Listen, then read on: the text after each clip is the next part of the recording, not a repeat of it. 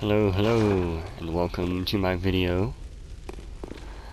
Hopefully I won't die. Sit back, relax.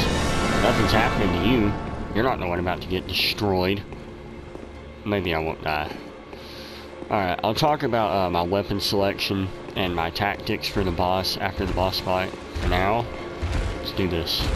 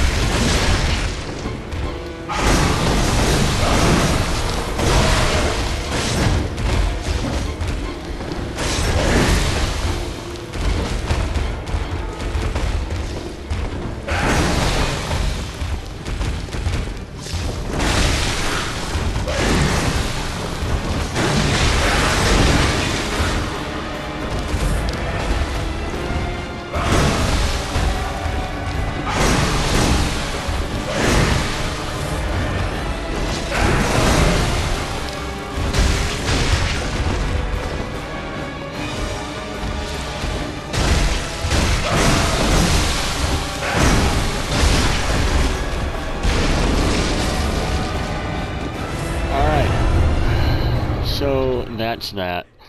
The boss isn't all that difficult. A lot of people complain that I mean, I know that, you know, it's just how you handle it, but a lot of people have said, oh, it's the hardest boss that FromSoft has ever made. I disagree completely. Just like any boss, you're gonna have to, by the way, this is not my first attempt. No. This is my, I think, 4th or 5th attempt at the boss, so I'm just used to its moves.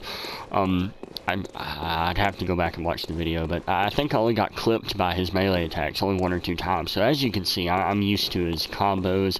I'm used to reading him. The biggest thing about this boss is the poison. I'm sure you noticed that I got poisoned a couple times there, and that's why I have antidote there on the quick bar. Let me jump back for a second. Oh god, talk about failures. Those Molotovs, yeah, they were not hitting at all. Honestly, quite honestly, the most accurate way to land a Molotov is to don't lock on. Just toss them. Get used to, maybe do it with pebbles. Get used to it. Just so you can see how your character throws things. But yeah, just just watch, see. Like, you just gotta get used to where and how he throws things. because as you saw with the auto lock, it can be quite inaccurate. I think the problem is that the blood-starved beast just stays hunkered down a lot. So, you know, you throw the Molotov and it would just go clear over him. But generally what you want to do is have fire paper. I ran out on my previous attempts.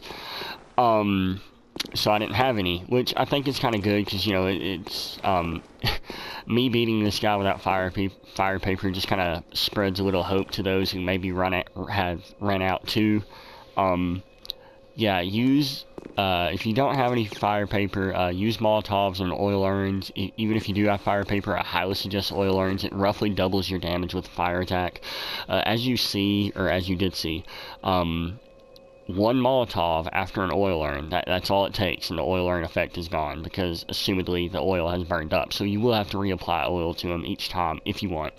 Another note to remember, in case, or, you know, if you guys didn't even know, some items, my Molotovs are gone, will actually scale with your arcane. See if I don't have any on me, but Molotovs are one such item. So if you're doing an arcane build, the Molotovs will scale and do more damage. Thank you to E&D, Epic Name Bro, for that information, making it more public.